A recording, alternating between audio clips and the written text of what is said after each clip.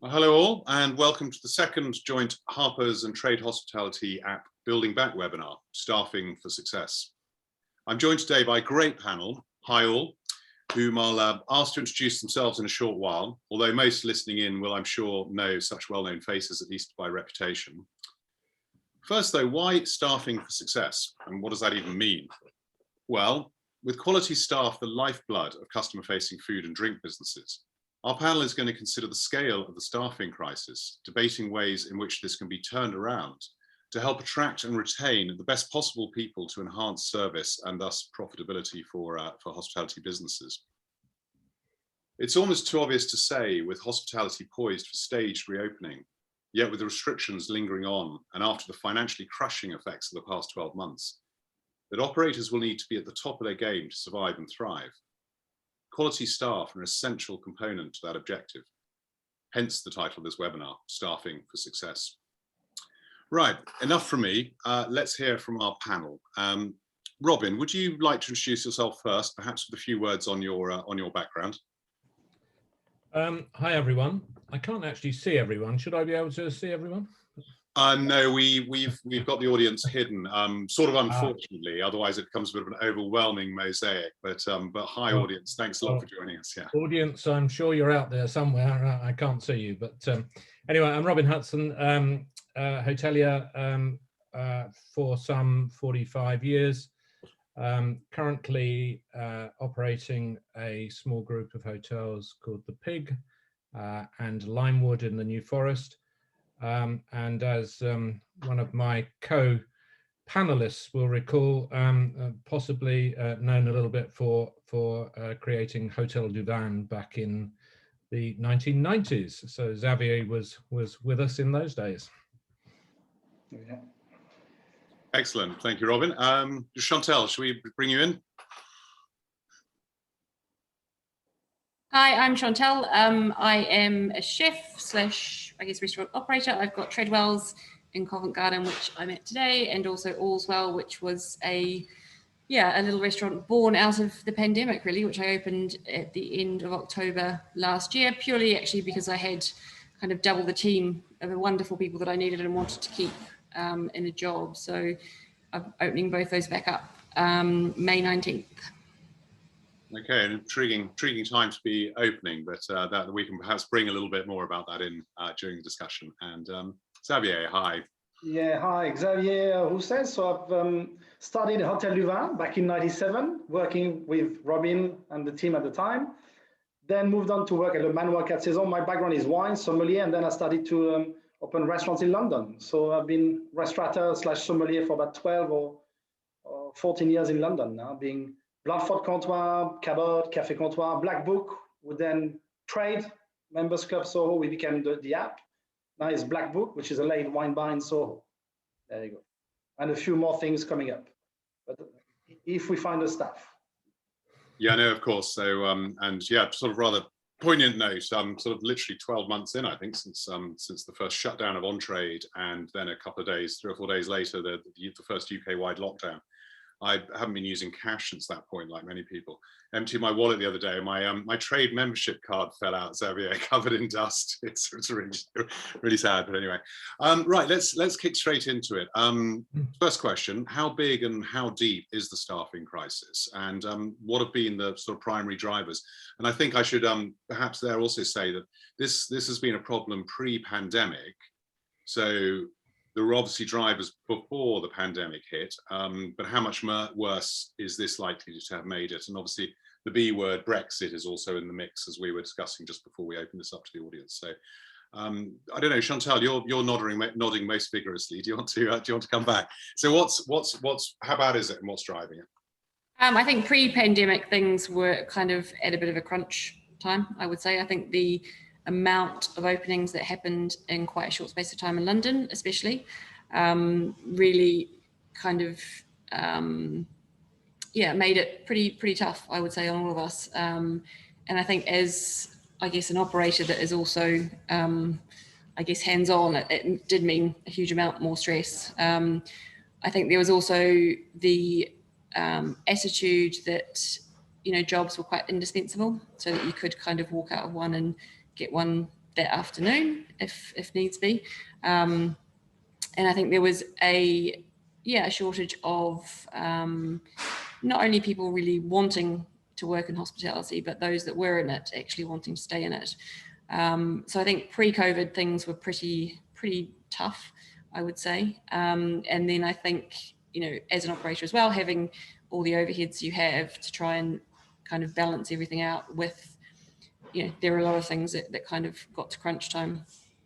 I think not that we're through it yet, but I think that, Brexit's going to have a huge impact. I think if I look at my team, which was about 54 pre-COVID, I think I'm down to 24 across 2 sites now.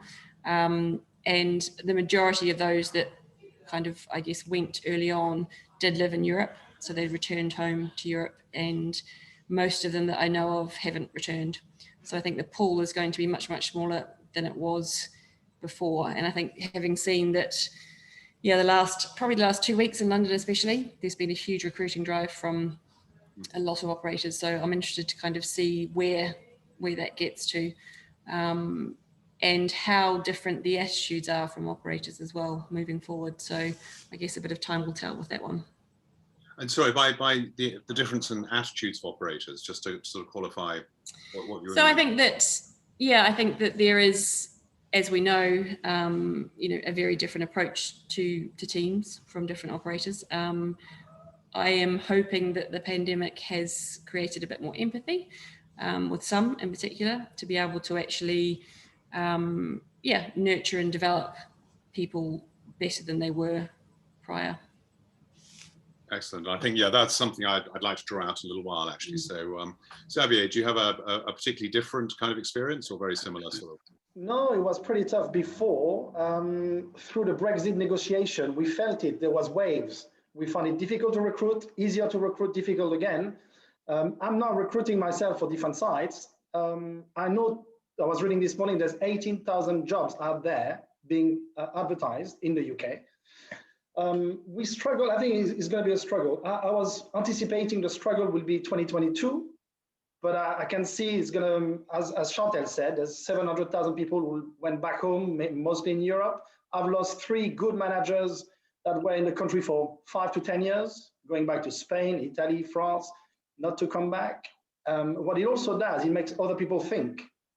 We need the industry to make it that it's better environment to work, that it's you can be there for a while, and people starting to think, why am I in London, let's say? Can I go home now? I want to go home, I want to see my family. So it's a combination. I think the result of them leaving to go back home currently is the lockdown. And then, because we haven't really felt the effect of Brexit just yet. But the lockdown at the minute and Brexit in the next few months will affect us big time, yeah. And do you, just something I could have asked Chantelle as well, and on to you in a sec, Robin, is this something that's front and back of house, or is it in any way sort of a different balance between staff and those 2 areas? From my perspective, it's both. Yeah, it's across the board, from front of house, back of house, even more operational kind of, reservations, reception. I think it's across the board from what I've seen. Okay, it's probably a law of diminishing returns here, but Robin, do you have something perhaps coming from the hotelier aspect as well? So a sort of broader picture. Yeah, I mean, I think it's interesting really, because there's a lot of kind of sort of different headwinds here that are kind of coming together. We employ about 950 people. I'm pleased to say that we started with that sort of number at the beginning of the year, and we've still got that sort of number. We've got about 40 positions we're recruiting for at the moment. But I think what's really sort of happening is, as Chantelle and Xavier have said, there's a lot of experienced individuals that might have left to go back to Europe. But then we've got, because of what's happened in the high street, we've got a lot of young, semi-skilled, should we say, individuals that have come out of the retail sector, which we vie for in some respects in the sort of lesser skilled end of the market. So the youngsters just coming into their first jobs and so on, perhaps. So there's quite a lot of those people around, but as always, and you know, we haven't seen the Brexit effect yet, but you know, finding that career chef, career waiter with 5 years experience with a good solid background, that's what's really, really difficult. And I think we all come across that. There was bad before, and no doubt it'll be worse now. But there are numbers coming through. I mean, we upped our apprenticeship program last year in 2019 in anticipation for the Brexit debacle. And so we've got a lot of apprentices coming through, but I think you just have to put more and more effort into getting the right people, basically. So I suppose put simply, with reopening happening, and we know that some businesses have disappeared, sadly, and that reopening is going to be gradual and to begin with, especially with the outdoor dining, but then when it becomes indoor, but still with social distancing rules, and this is only a provisional timetable, how on earth do you will both gauge how many people you need on board at a given time? And obviously I'm appraised that furlough is still operating in the background, so that could be helpful. But how do you sort of judge that for the sort of the short-term fix, basically, I suppose? And you were just saying, I think, Robin, earlier that and I think Chantelle, that you've got bookings gone crazy through the year now. But so how do you sort of begin to manage that? Or I mean, the counterbalance is at the moment for the next month or two, the furlough scheme, of course, which is extraordinarily helpful, the fact that we have flexi furlough in place. And I'm hoping that we'll find our sort of equilibrium by the time we get to the end of June, and we'll be much more into our normal stride, which is much easier to anticipate. I mean, from a profit or loss point of view, this halfway house stuff is dangerous ground because you can so easily get it wrong, Mm-hmm. Would anyone else like to add to that? Xavier, what are your... Yeah, look, I've lost a few people. So we basically starting on half of the team we had, and using furlough to be as flexible as Robin said. For me, I hate not knowing, are we going to be quiet or are we going to be busy? And it's extremely difficult. So, one thing I realized through the whole lockdown, and we'll see with Brexit, but the staff have been incredible. I mean, they've been amazing, so flexible, understanding. They've really felt for the employer, for the boss, because they were asking for guidance. I couldn't guide them. I have no clue. Are we going to reopen next week? Are we not? So all along, I asked them to be very flexible, which they did. And as ever, we're going to open some. I mean, look, I'm reopening outside for 4 or 5 tables. Is it worth it? I do not know. I need to open, yes, for the morale, for so many reasons. So I've just told the team, we need to, it's touch and go. We'll see. Maybe 1 week we open 7 days, a week after we open 5 days. We don't know. They need to be flexible. And our industry, which we knew, has been incredibly flexible, but resilient. This is amazing industry. I mean, yeah, in that respect. So that's an interesting point. I mean, I think we all know, obviously, that it's an absolutely amazing industry. It's one of the most vibrant out there, and it's so sort of multifaceted. But do you think? I mean, there are issues with the industry. I mean, one thinks sort of pay. One also thinks really tough hours. Other things with the trade. We mentioned Brexit a few times. You mentioned people leaving, a bleeding of staff away, and so on. I mean, are we too reliant on overseas staff? Should we be delving deeper into the UK? Could more be done to attract people? Could we better kind of sell the benefits of the trade? I mean, are there sort of some structural problems inherent within the industry itself, within the trade itself? I don't know who'd kind of like to pick up on that. Chantelle? Chantelle, you've been nominated. Thanks, Xavier. Yeah, I think I came to London 17 years ago and started working in kitchens then. And I think that, yeah, looking back, there was some huge issues. I think that we've come a long way in those 17 years. I think I think it's always good to differentiate the things that we can change and the things that we can't. You know, we can't change the fact that most people want to eat out for dinner. We can't change that fact. So we can't change people's hours, that chefs, you know, that you can work all during the day and work a 9 to 5, Monday to Friday job. That's something we can't change. But I think the things that there's things we can change. I think as people that, you know, probably have the experience under our belt, I think that, this industry gets a really bad rep. And I think if you look at what's happened in the past 12 months, I can't really think of any other industry that's been as creative, as innovative, and as Xavier said, as resilient as us. And, you know, we're still here, we're still trucking. I think we've all kind of probably, you know, widened our job specifications hugely because we've just needed to keep our businesses going for our teams. And I think that, you know, whilst that has been kind of shouted about, I don't think it's been enough. I think that there's a huge amount more to be done to attract people to our industry. And I think, you know, as we say, it's so multifaceted. You can kind of have a 360-degree education, development, growth, you know, in all aspects of everything. You know, there's so many interactions with people. It's all about time management, organization, you know, operational, functional, financial.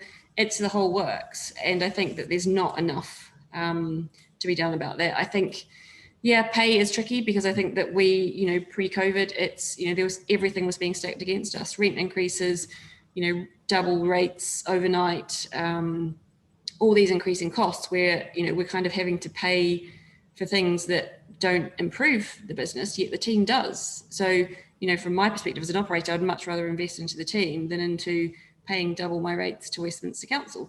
But, you know, there's kind of certain balancing acts you have to do. And I think until the consumer is actually willing to pay the true value of what it costs, there is going to be that discourse. And I think that comes back to, you know, the price of food, the price of everything, that until that's kind of recognized and valued, then, you know, there is going to be a discourse.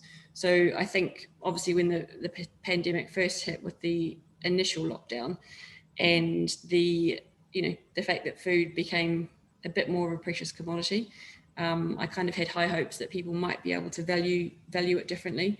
So I guess there's a bit of time will tell, but yeah, I mean, to sum up, I think there's a lot more to be done to attract people to our industry. And I think, you know, there are a huge amount of people, as you say, in the UK already. If we can attract them into our industry and create something that's really, you know, is everyone wants to be in it, then I think we'll all be in a much better position. I think that's probably what all three of us on this call try and do.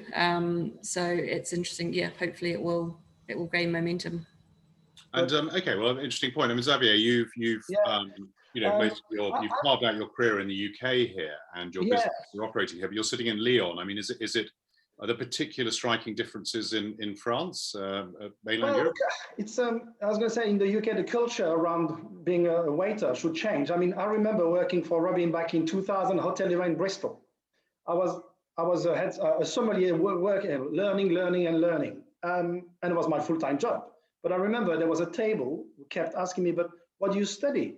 You're in Bristol to study?" I said, "No, I don't study. I'm a full-time sommelier waiter." And, you know, they were like shocked. You couldn't be, and that's 21 years ago.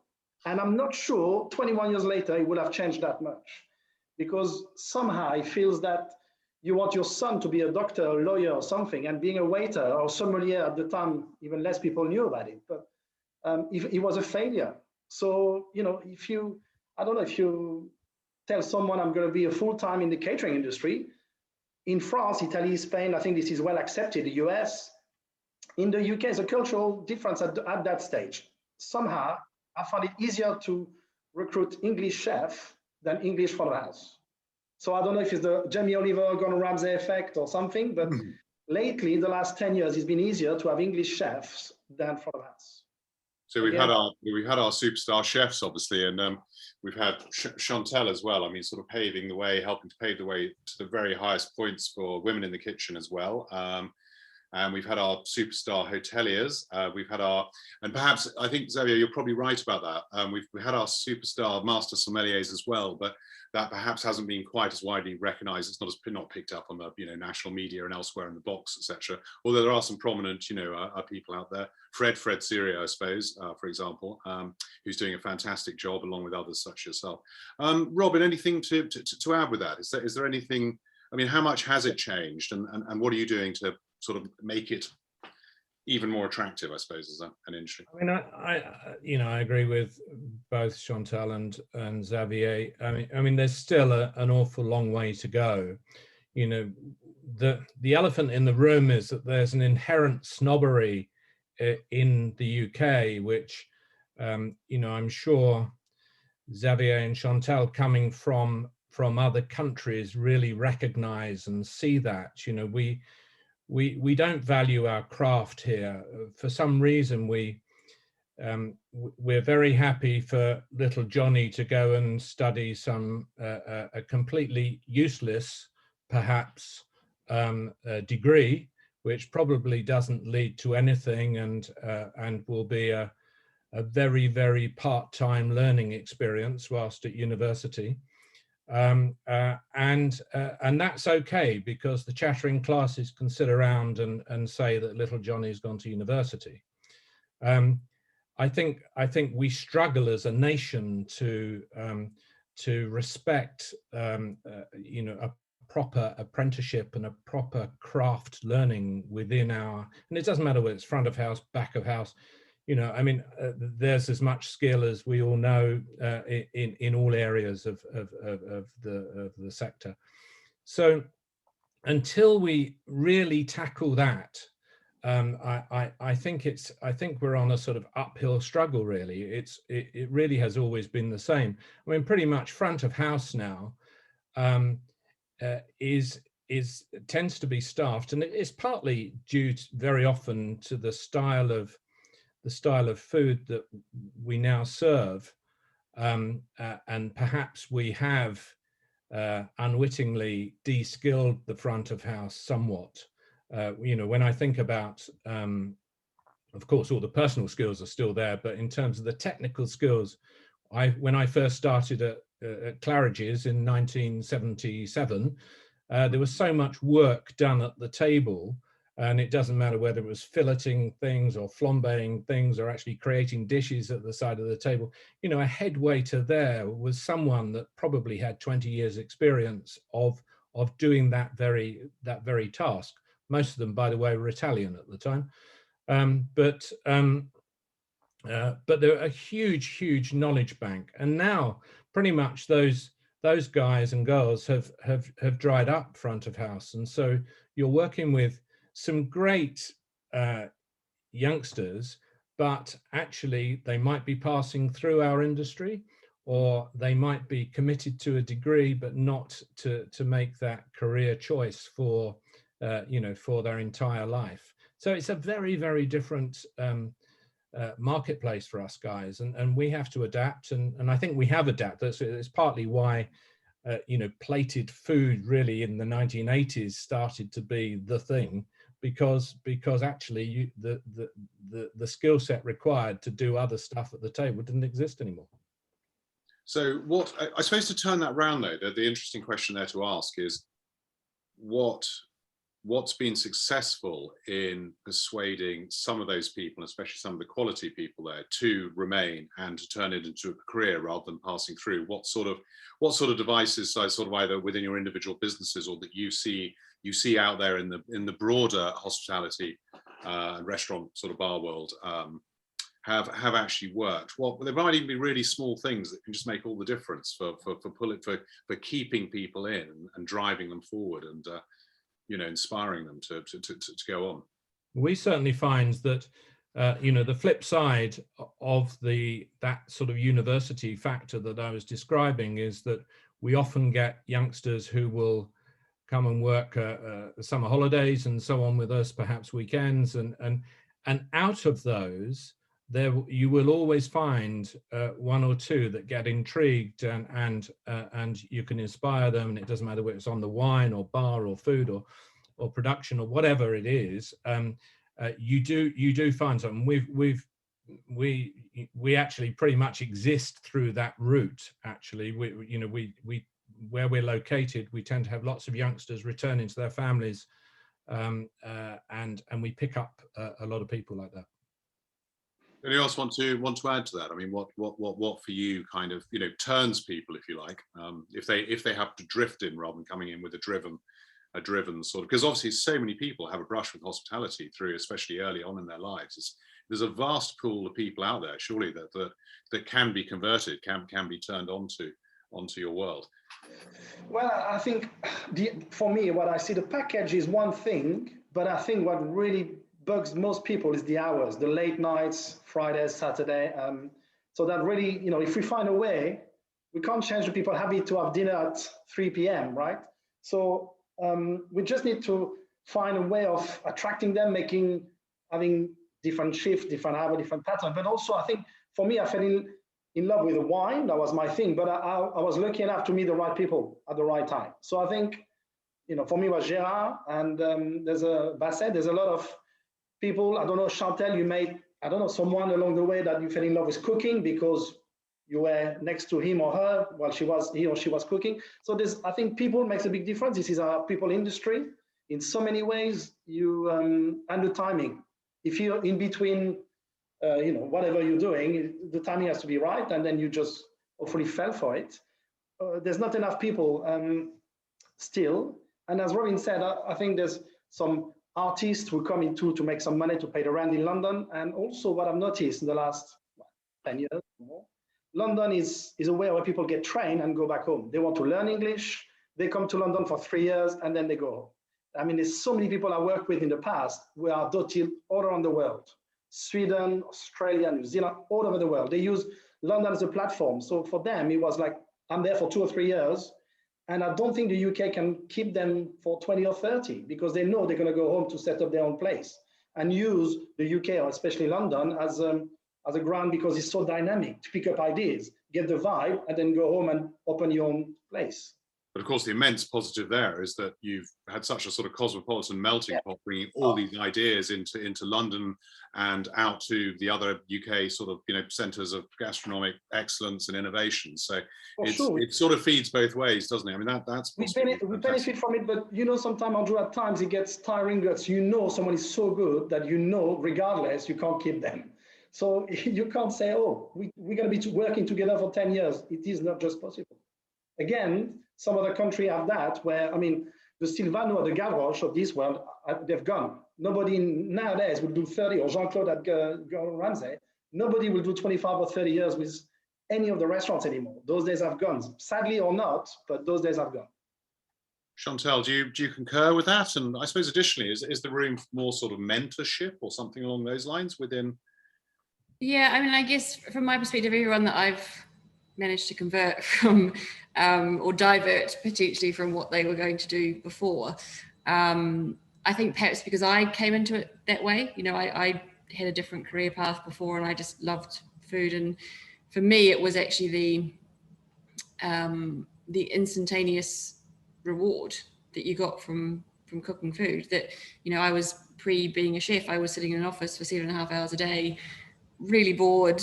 My days would drag by, came to London and started working 18 hours a day in the kitchen and just loved it, and it flew by. And I could see each day what I was learning, and I could see each day, you know, what I'd prepped in the morning was then on a plate for dinner. And it was like, this is incredible. There's no other job that it's the instant gratification and reward. And I think that's not shouted about. And I think that's when I have had those conversations with people that I've converted, you know, that's one of the things that I say. And I think they, you know, I've had a lot of people that have kind of gone on to or gone back to what they were doing, their studies, but have come back and said, you're right, I didn't get that level of satisfaction. And I think it's, for me, I could probably, there was always kind of a little twinkle in someone's eye. You could tell if this was really where they felt comfortable and confident. And sometimes it was just about setting a path and a plan for them. And I think that's where potentially mentorship, you know, does play a huge role, that if you can recognize someone has a talent and that somebody, you know, needs some extra or whatever they need to be able to succeed or to be able to fulfill a role. And if you can find a way of that, making that happen, then I think also it becomes, they then become a bit of a, an advocate for the industry as well. So I think it's, it is win-win, but it is quite, it's a labor intensive thing to see that, to recognize that. And I think, I've had a number of people that have, I guess like me, gone 360 within restaurants as well. So from kitchen to front of house to etc. And I think that's a really great training ground for a lot of people. For some, it doesn't work. There's some people that just really are front focused versus kitchen, but to be able to understand how it all works, I think is really key. And I think, as Robin said, there's something for everybody, and there's every skill in this industry. And I think that it just, I think that those, I would agree with both what Xavier and Robin have said about those career focused, they're actually in it for a career path, is quite a different thing. And I think I would agree with Xavier, actually. I hadn't really thought about it, but in terms of my, chefs that I've employed over the last 5 years, there have been predominantly more English than European. Whereas front of house, it's kind of the opposite. I mean, I'm probably quite skewed actually, but that's just purely through, kind of chance, I guess, in some respects. But I think that, it's that whole being able to, I almost feel like everybody should have to have an apprenticeship in hospitality to be able to, get on with whatever they want to do. Because, I spent the 5 years at university, and it was part-time study. I was there to have a great time, and I did. And at the end of it, I decided I wanted to be a chef. So I think, there's a lot more singing and dancing that needs to be done about what the industry can provide. And I guess that singing and dancing, and maybe this is a difficulty because partially because while so many people have a brush with various aspects of hospitality, as we were saying, you've just sort of brought up again, it's especially the restaurant, the bar world, the independent operators. Not all, but majority of quality operators would tend to be smaller, which would put you, Robin, with what you're doing, which is quite exquisite, but on the sort of large scale, wouldn't it? But you're still a minnow compared with a massive hotel chain or something along these lines. So I mean, perhaps a question for you, Robin, is that, do you think, a sort of intrinsic challenge for hospitality? Because there are, especially when we're talking about not just a shortage of numbers of people, but a skills shortage. For those sort of quality operators, is that part of the problem? Is there a way of overcoming that? Could the whole trade collectively work more together to go out in the way that, I don't know, law and accountancy firms do the rounds for graduate recruitment drives or whatever? I mean, do you sort of mean, could more collectively be done? Is it being done and I missed it? I don't know. I think good operators are already doing an awful lot, because otherwise you wouldn't have any staff, or you certainly wouldn't retain them. And when I look at some of the sort of the creative development of some of these people and the mentoring that does go on, you do have to work damn hard already to create a team that with the skill sets that you want. I think scale is it's an interesting thing, because one of the elements that we've always found quite useful is, as we grow, we create a load more positions. So you can give individuals a career path by perhaps moving them sideways up, moving to a new opening, a new hotel, and so there's a lot of opportunity, and we can keep them within our in our organization, so we don't lose them. Whereas I think where it's really tough is if you're one restaurant or hotel, there's only so many head chefs and so many reception managers or whatever it is. You can't create those positions. So eventually you lose people because there is no progression for them, and particularly that the youngsters are absolutely looking for progression quite quickly. I'm forever telling them to just cool their heels and burn up some time, and that's how you learn stuff. But if they've been in a restaurant for 6 months carrying a plate around, they think they can run it, and so that's pretty which is great. I mean, I applaud the ambition, don't get me wrong. But I think the other, you're right, that a lot of people have a brush with hospitality, and I think whilst the best operators in the country are doing everything possible, and we've done a lot of work over the years on hours, conditions, pay, gender equality. I mean, you name it. I think we're the best operators are right on the button with all this stuff now. But sadly, as with any industry, there are also some operators that still don't quite get it. And so if you happen to brush, and bearing in mind, there's 3.2 million directly employed people in this sector. So even if, let's say, a third of those brush with the wrong operators, then that experience isn't going to be a happy one, and they're going to be thinking about something else, aren't they? Yeah, no, sure. Sorry, does anyone else want to add to that, Xavier? Or? No, I mean, as Robin said, there's so many discrepancies in the way some staff are being treated. So yeah, we pay for the bad ones pretty much. And it's a large industry with different level of qualities, different level of all sorts. So it's not something we need to fight against, because this is to stay in a way, but we need everybody to try to up their game. Yeah, for sure. And, okay. Sorry. No, I was going to say, I mean, obviously looking to sort of draw the positive out of it, where we do kind of air, quite rightly, kind of the obstacles in the way.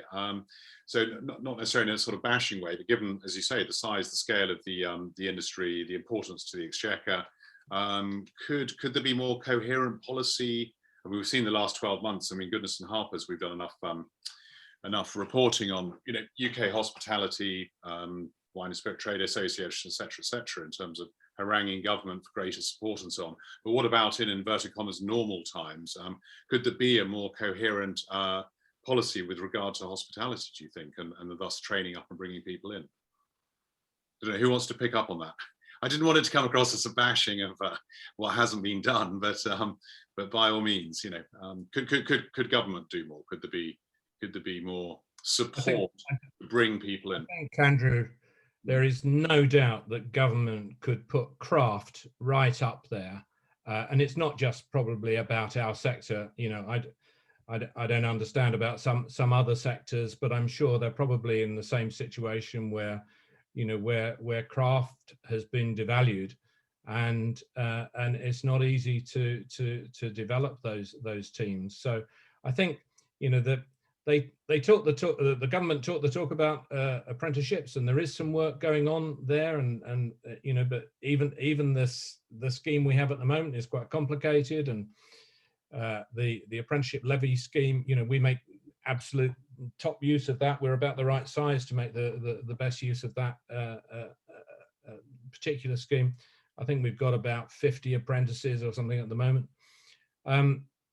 which is great, but that needs to be front and center, I think, of the government's policy towards getting this country going again. Yeah, fair enough. Does anyone else want to comment on that? Chantelle, any thoughts?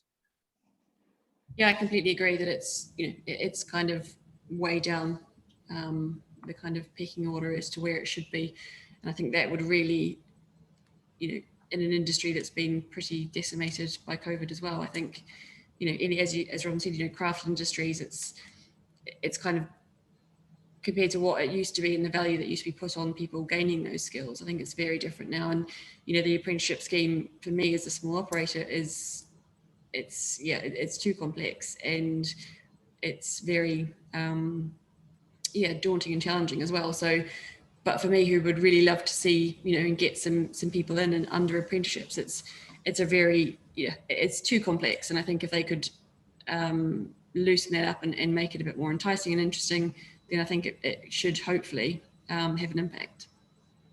Okay. To just swerve slightly, I think, Robin, you may have mentioned earlier diversity and inclusivity or something along those lines, but in a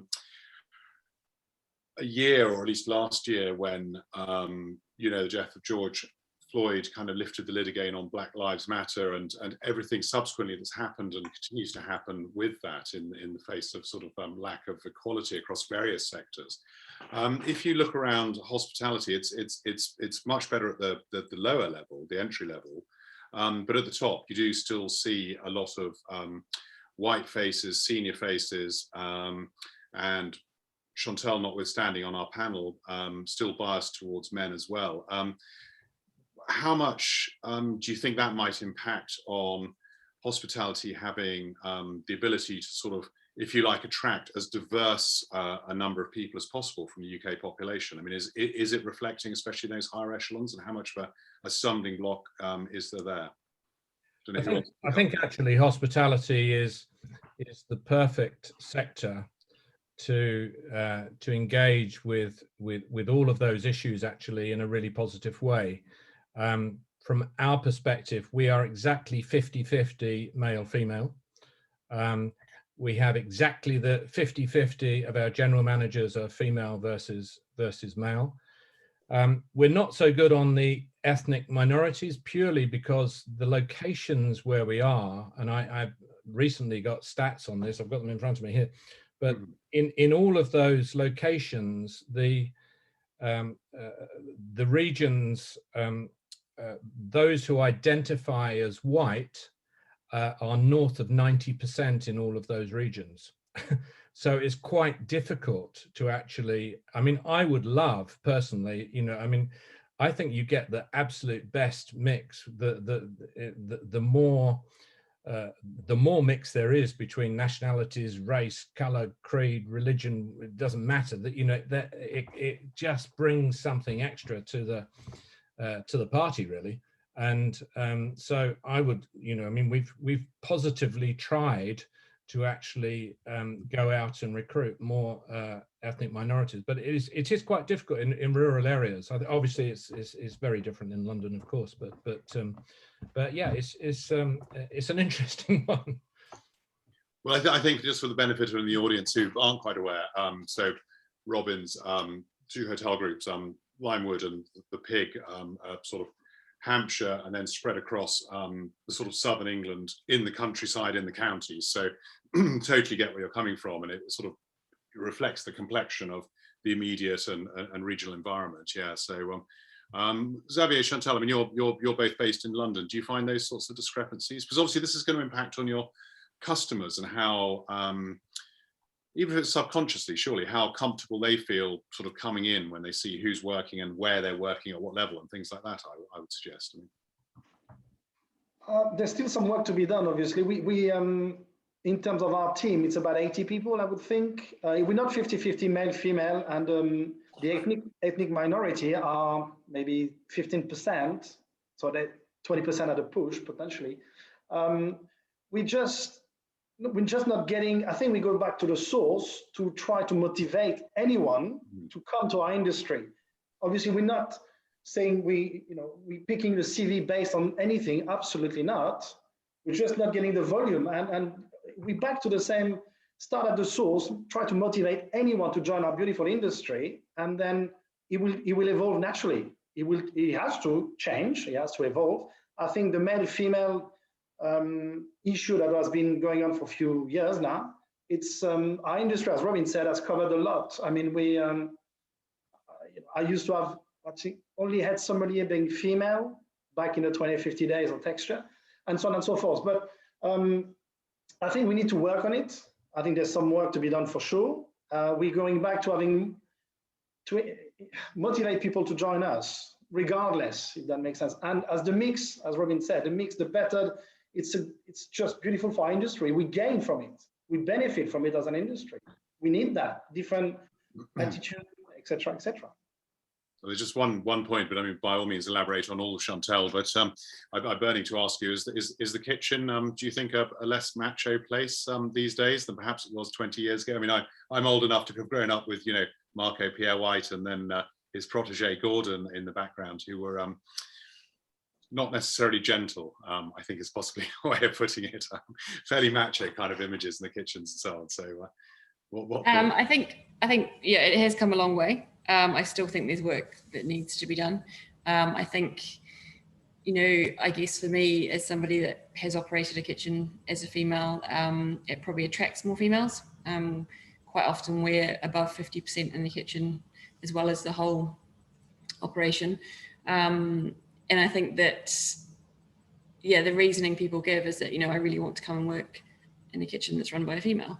And I think because it is not as usual or as common, I think there's still, yeah, as, you know, Xavier alluded to, or Robin, there's still probably a third of operators that don't, yeah, I guess do things as well as they should or as they could. So I think that actually, yeah, there's always work to be done. There's always things to be done. But I think what really piqued my interest a few years ago, I was judging Future Chef, which is the competition of 14 to 16-year-olds. And I think they had some phenomenal amounts of entries of 8,000 or something across the country. And the final of 10 finalists, only 2 were male. So it was a complete, you know, flip. And in my point of view, everybody, well, where's this drop off happening? Because clearly they're interested at this age, and then by the time they've grown up, well, you know, not grown up, but a couple of years later, they've dropped off. I do truly believe that the you know, the TV programs that have sensationalized the aggressive kitchens have not helped. I think if your daughter came to you and said, you know, oh, I want to be a chef in London in a restaurant, you know, you probably would do your best to dissuade, you know, if your view of kitchens was what you'd seen on TV. So I think that there is, you know, work to be done to actually change that perception hugely. And I think, yeah, my kind of target audience is parents, probably, and as you know, Robin's story with Johnny, I think it's targeting the parents to actually encourage their children to get into a hospitality career. And I think that there's so much that's not spoken about in terms of positivity. Yep. I think that, you know, as you said, alluded to at the beginning, the kind of headlines, the press, it's dominated by, sorry, but white male chefs. It's who you know, the ones that the industry press go to for comment. If you looked at COVID, you know, there was probably, Angela was the only one that kind of had a voice that was out there. All the rest were of that genre. So I think there's, you know, sometimes it's about, yeah, I think people just need to flip their kind of first thought and think, actually, this is who I would normally go to. Why don't I try going to someone else that, you know, as an operator, a female and ethnic minority, that can actually comment on where they see things. And I think we don't get enough of that richness and that diversity at the top level in terms of what's spoken about. So I think, you know, whatever can be done to enhance that is super important moving forward. Yeah, and I think I want to be clear that it's in the last sort of 20 years, while I've been writing a lot about, from typically the drink side, the wine side, but been writing about this world. I mean, things have changed immensely. There's always, you know, it takes time as well to filter through and so Absolutely. On. So, and the press do have a tendency to pick up on more sensational. Not us, I hasten to add. But okay, I had unless anyone else wanted to add to that, I think a really important topic actually. What of another one of my questions? What of suppliers? And I realised when I popped that question down and circulated it with you with the brief, I was probably thinking from the sort of the drinks and front of house side. But can suppliers into the business do more to help with staff training specifically, and so on, and perhaps incentivizing people and so on, or do you tend to find your suppliers are already really hot on this, really good, really up to speed? Because I mean, obviously it's massively in their interest to help you make your business as successful as possible. So how are suppliers faring in all of this? Sorry, who wanted to pick up? I mean, Chantelle, you were smiling again, so. Me again. I'm going to stop smiling. I think that, you know, I think it was really, for me, it was quite a telling point too. I think when the first lockdown happened, and I think although there was a need to preserve cash flow, it was interesting which operators, you know, actually communicated and worked with their suppliers versus the ones that just blanketly refused to pay anyone and kind of didn't communicate anything. And I think it was, you know, from my perspective, I've always had a good relationship with my suppliers because it's got to work both ways. You know, it can't just be me demanding all the time versus, you know, there's got to be that ebb and flow. It's a relationship. But I think that there's, I think all, if you're talking about specifically drink suppliers, I think they're, the first ones to offer training, they're the first ones to offer things. And I think that, sometimes the value of those companies, the big ones, they've got those budgets. But even the small ones, I think there's always, there's always, the offer of training is always there, and it's always easy, and it's always a really positive thing for the team. The team really enjoy it. So I think from that perspective, I think there's a lot that does happen that needs to be celebrated. And I think that, moving forward, it's, I guess most people, speaking from my own experience, I've condensed, so when I would have had 20 beverage suppliers, I've kind of now got 3 moving forward. So it's very much about, I guess, kind of strengthening those relationships, and hopefully, we'll be able to expand a bit more as we go forward. But it's, I think it's a really important, it's a community. You've all got to support each other, and I think that's been quite telling over the last 12 months in particular. Yeah, Xavier, of course. Talking about suppliers, for me, I'm just like Chantelle. 95% of them have been amazing. I can't ask for more because they understand our trade. Where the table have turned with the lockdown with landlords, that is different. I think now they start to understand how we work, what we need. So the table are turning a bit, and I think there has to be done more. It's not coming from suppliers. It will have to come from the landlords. And I have to say, I've got 5 sites. 4 of them have been incredible. 1 has been more difficult. But now they start to realize that the high street is changing. They may not let their premises as easily as before. Restaurants are going bust. Again, it will be harder to command the rent they dictate in London back then.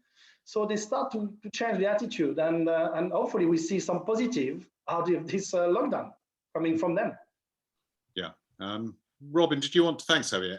Robin, did you want to add anything on the supplier side? And I guess right across, we've spoken about, creating a kind of community, and obviously you do, you grow quite a lot yourself, certainly at the pig hotels, but you're also working with primarily local, almost all local producers and suppliers on the food side as well. Is that something that can be harnessed to enhance the experience for staff, and again, sort of encourage greater involvement and long-term kind of?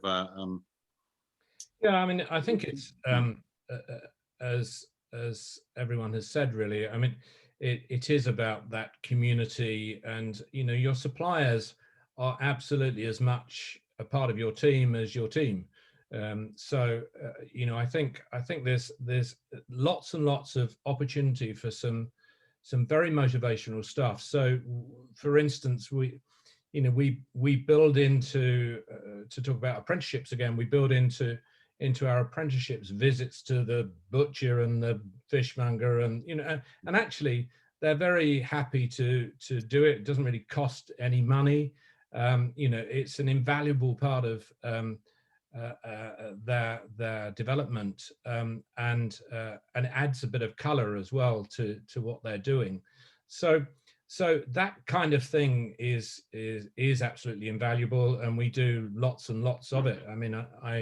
I saw Alan Montague Dennis's name pop up on the chat there, and we do lots with Mansendorf and tastings and visits and training and all the rest of it, and lots of others as well. But it's really it's a golden opportunity for operators to use those resources to continually motivate the staff. I think it's a great part of what every and any operator can and should do, perhaps.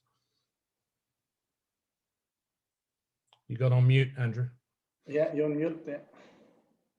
Yeah, we had teenager coming in from college, so just some background noise there. Catering college, I hope. Say again. Catering college, I hope. Not the older one, but just a quick piece of background. My daughter's very keen to GCSE age daughter is keen to be a pastry chef, which I'm 100% supportive of. So we'll see, but that's promising. So there you go. But the other I'm trying to encourage into wine, and has done some work experience at Ridgeview, which is my closest winery. So, and I think enjoyed it. So we're trying. But what was I going to say? Audience out there, I don't know, we're close to time actually. So you've been we're presumably wrapped, but haven't had the odd chat. But any questions you want to fire out, please do so. But I think so. From everything we've sort of discussed so far, everything is actually already going on. There are so many things in place. It seems that a better job at kind of communication, really, in terms of, you know, what the benefits are, what the career paths are, what the opportunities are, how exciting an environment it is. And that's not saying, I mean, obviously all of you are attracting good and top people, but this needs to be perhaps just redoubled, and it needs to be right across the whole of the hospitality sector to try and encourage more people back who have bled out, more people in from perhaps UK staffing base and so on. So I don't know, in conclusion, if there are any other points that any of you would like to make on that. I mean, just one key thing, if we were to focus on perhaps, that would help to reverse the current staffing crisis across. You just mentioned one thing, and Chantelle pointed out earlier. I think if we start with the parents, that will make our life easier to grow into an industry where they're quite happy to see their son or daughter going to the industry. I think we should also do some work on the parents. Yeah. So we could surely do that when the parents are out enjoying themselves wherever they are, bars, restaurants, hotels, etc. You say that, but when I joined about 20 odd years ago now, I remember my mum was trying to convince me not to join because of the hours. She said, you're going to work late night, Christmas Day, New Year's Eve. And yeah, of course, when you put it this way, it's not very attractive. And she doesn't understand our industry, so she doesn't see the benefit, the people you meet, how beautiful it is. But so if we start with making sure they help and they support, that will be a good starting point. Yeah, excellent. Chantelle, anything to add to that? I agree, and I think my other, I guess, target group is children. Because I think actually, potentially we've missed that. If we can get the parents to do the ones that are, I guess, the teenagers, if we can get into the youngsters' minds about that, then hopefully in kind of 10 years' time, we might have a really strong workforce. So I think those are my kind of two-pronged targets, really. Yeah, excellent. Okay, and Robin, your approach, or is there anything else to add to that and everything we've said? I just really like the politicians to get behind the sector. I think through this year, they've been good at bobbing up out of their chairs and talking about hospitality, but actually now the sort of proof is in the pudding. We'd like to see that translate into something concrete, because they do seem to be favouring tech and science, and which of course is critically important. But if they want techies and scientists to come here, they're going to attract them through industries like ours. So it's all important to UK PLC as well as to our community and our well-being. It's phenomenally important, isn't it? I mean, it's one of the reasons why people don't want their companies to leave London to relocate elsewhere outside of the UK or wherever, because of this sort of absolutely vibrant hospitality scene. It's so key, as you say. I mean, you mentioned Alan Montague-Dennis earlier on the chat, saying he says, thank you for all your time and enthusiasm. Let's continue to promote our industry and encourage new generations of talent. Great debate. Rishi and Boris take note, which I think is probably quite a nice little place to draw to a conclusion. I think some really interesting discussion there. Thank you very much, everyone. Hopefully, I doubt we've sort of solved the problems of the world or indeed staffing, but at least we've kept the conversation going, I think, and touched on, I think, some really important issues, and perhaps given some ideas out that everything's already in place, but it's just continuing to work on it and continuing to improve, I suppose. So for me, it's thank you, Xavier. Thank you, Chantelle. Thank you, Robin, all of you for taking your time out and joining us. Thanks for the audience for tuning in. I'm sorry that we can't see you. I'd much prefer, and I'm sure we all would, to be looking out into a room with all your wonderful faces there. But thanks again for taking the time to join us. So much appreciated. So thank you all. And bye, guys. Bye, guys. Bye, all.